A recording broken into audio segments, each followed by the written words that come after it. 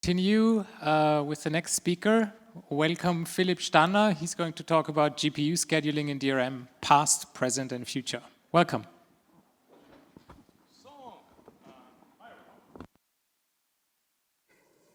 Nope.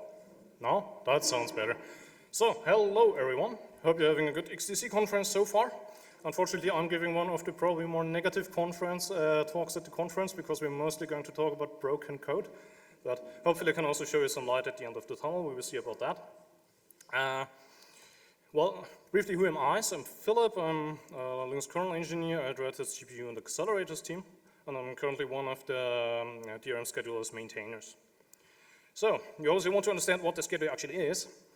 Well, the scheduler, DRM GPU scheduler, is a piece of shared infrastructure in a Linux kernel, which basically is a personal union, a load balancer, a dependency manager, obviously a scheduler, surprise, and a timeout handler. We can understand this by looking at this graphics, starting on the right-hand side.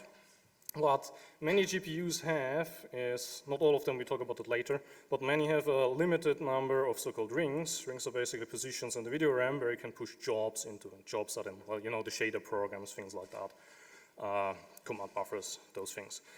Where do they come from? Well, they all come from user space here on the left-hand side through those arrows from some counterpart, for example, from a Vulkan queue or something, someone who submits OpenCL programs, things like that. And we store jobs in so-called DRM entities, which are basically just job containers for related jobs coming from one user space counterpart. And now it's not difficult to imagine that you can, when you have a limited number of rings, but many user space users, you need someone who schedules between them. So that's basically what the scheduler is at its heart. It's a scheduler between those entities you see here.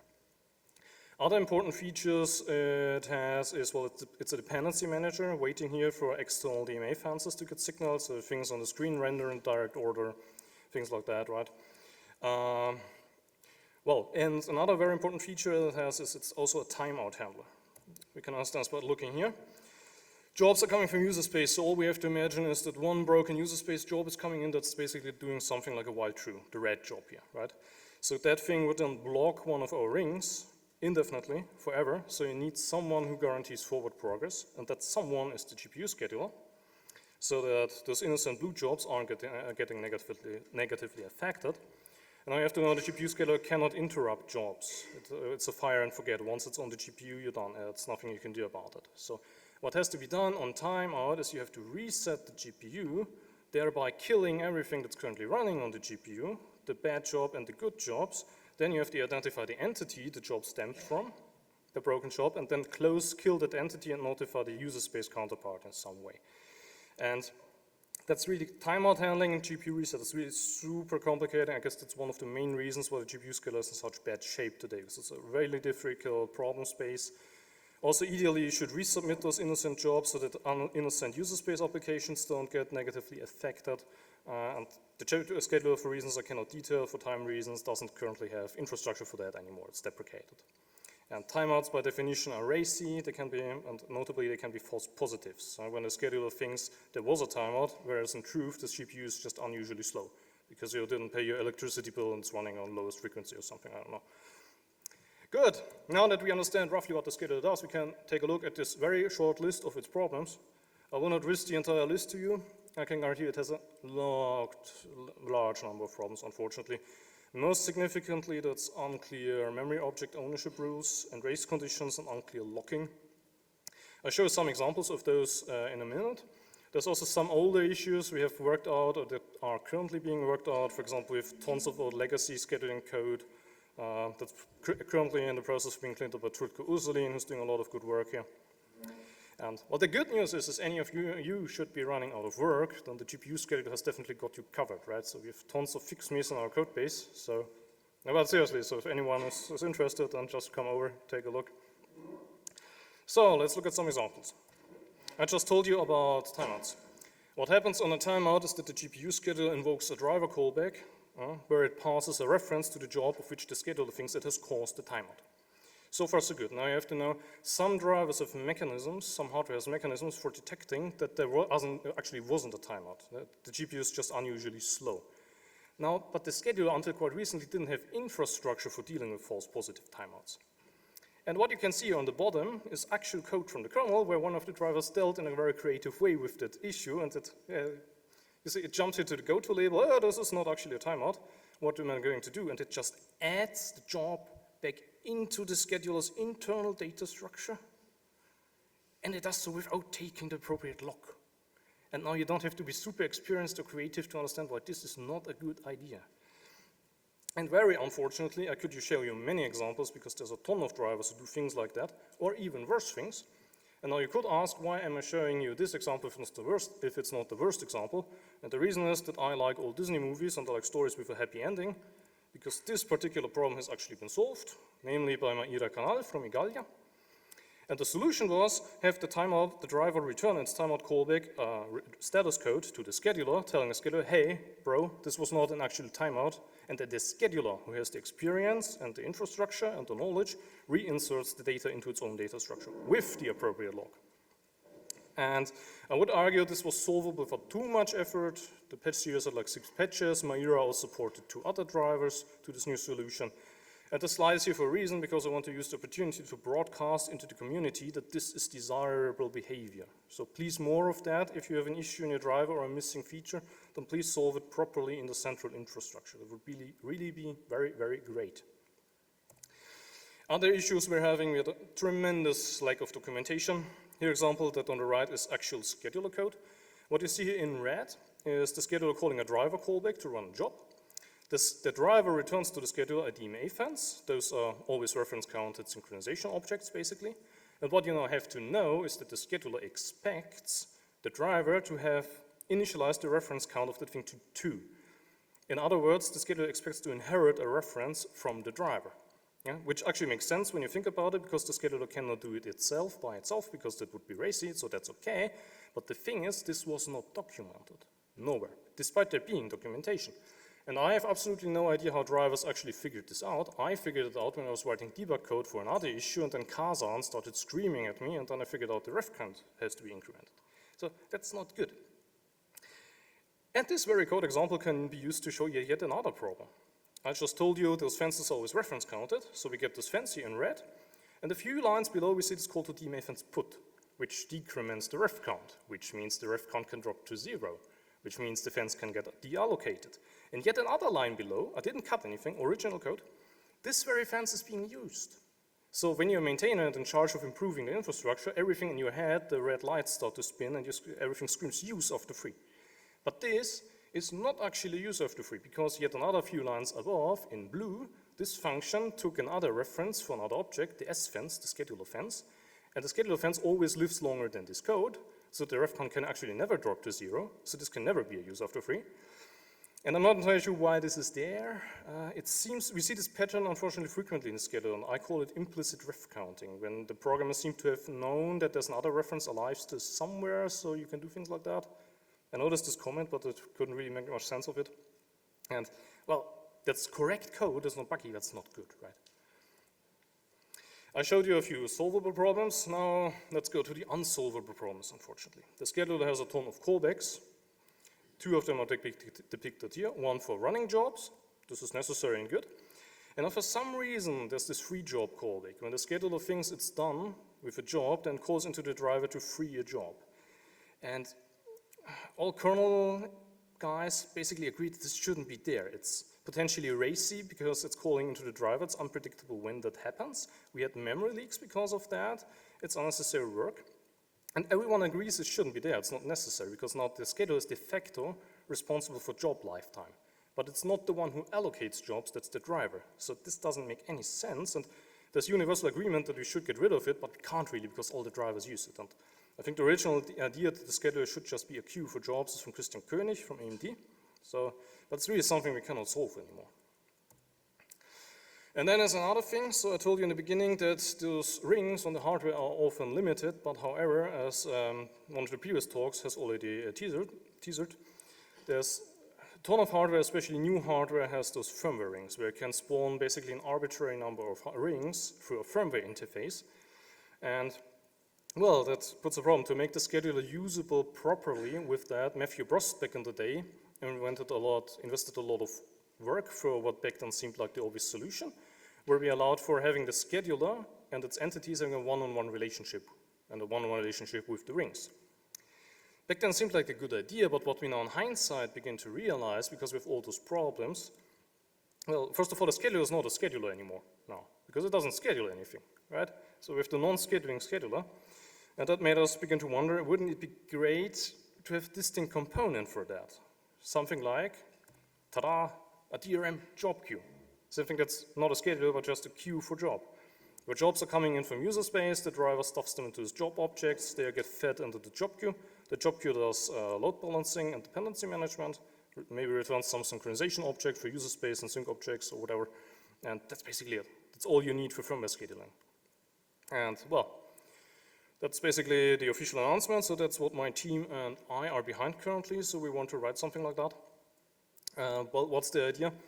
As I just said, new hardware, new drivers like Tur, Tire, Nova, what my team is doing, and Asahi all do firmware scheduling. We don't need a scheduler with all its legacy problems, we just need a simple job queue. And the hope would be we could leave the scheduler's legacy problems here behind, leave all the unnecessary features behind, like complex data structures, red-black trees for balancing and scheduling policies.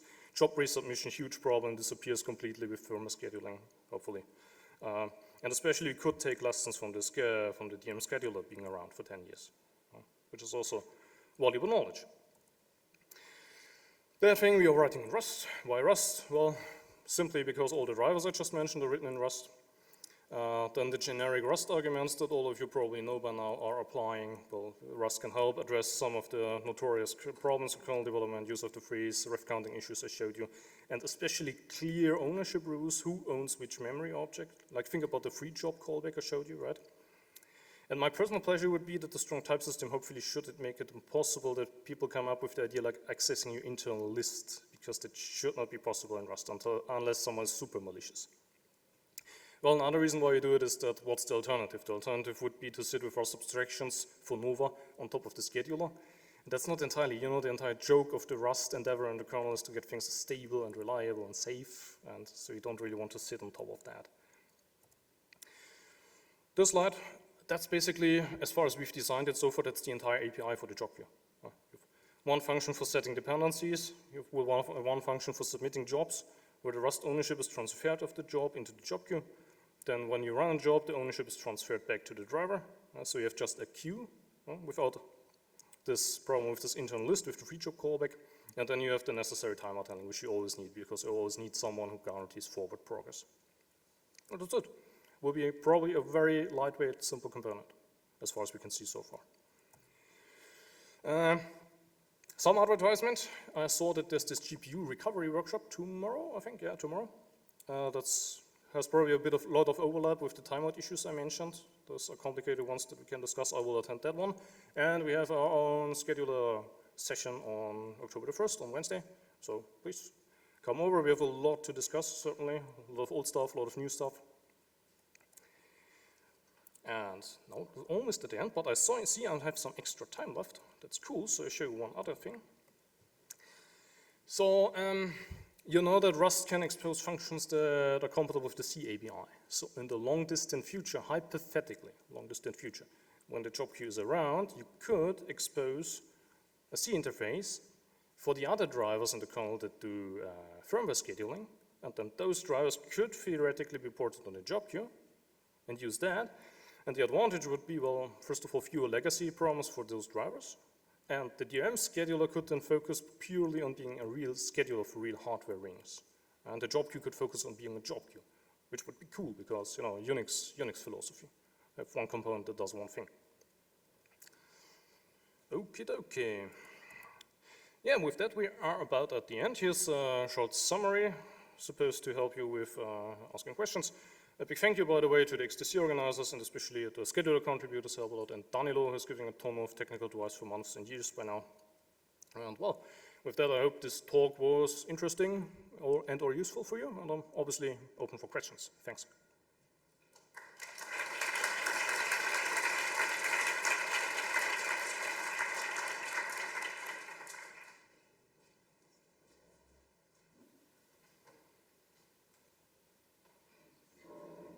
You maybe kind of alluded to this, but if you're working on a driver where some generations have infinite firmware queues and others don't? Do you have any thoughts about having DRM schedule behind job queue, so job queue is a front end, and if needed, you can pick DRM schedule for the gens that don't have firmware scheduling? So that's an answer that's going to be quite complicated. So Daniel just talked about a similar issue, right? I saw that Panther already did something like that. They used the schedule just as a job queue, and on top they seem to have implemented yet another load balancing mechanism for this reason, I suppose. There's a very, very, very new, that's why it's not included in the talk, proposal. I think Boris Bressilon and Daniel Krumrich both talked like last week. There is a concept where you could use the job queue pushes onto rings, and then behind the job queue you could have, for those who have a dynamic number of rings but an upper limit, you could have some sort of a scheduler which is purely an implementation of scheduling policies but which doesn't handle any jobs, and this scheduler could then inform the job queue which ring to push onto. The big difficulty I see, and where I don't know really the solution, is what would happen with a limited number of, or with an upper limit of firmware rings, where you have, well, where rings would then share jobs from different user space counterparts, because that would then open the hell again of job resubmission. And that would also become tricky with the Rust lifetime issue in the job queue. So I don't really know. We will certainly have a lot to discuss about that during the next weeks, certainly. Kind of an answer to that a little bit. I'm way behind you in the back. So in the very, very early days of the XE driver, I originally brought it up on the Intel exec list hardware, not the firmware. And basically what I did there was I had a CPU scheduler that it pretends to have multiple rings, but then just turns into a very simple scheduler that picks up the interrupt requests and shoves the next thing into the hardware based off of a very simple algorithm. And it's not really, I didn't try to do fairness or any of that stuff, but it was still kind of that concept of we have the DRM scheduler just acting as a job queue, and then instead of shoving it into the per client rings, it just sticks it in a pure client CPU thing, and then you have another scheduler inside the driver that runs on top of that.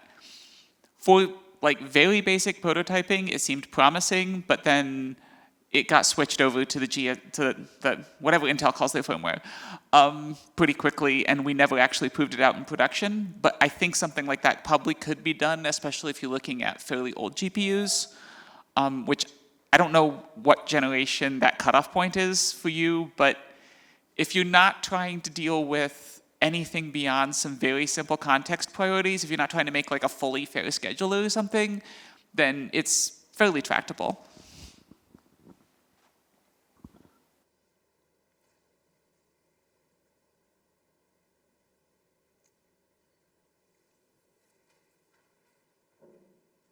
You're speechless. All right, seems to be it, right? Well, hopefully you see some of you on our workshops.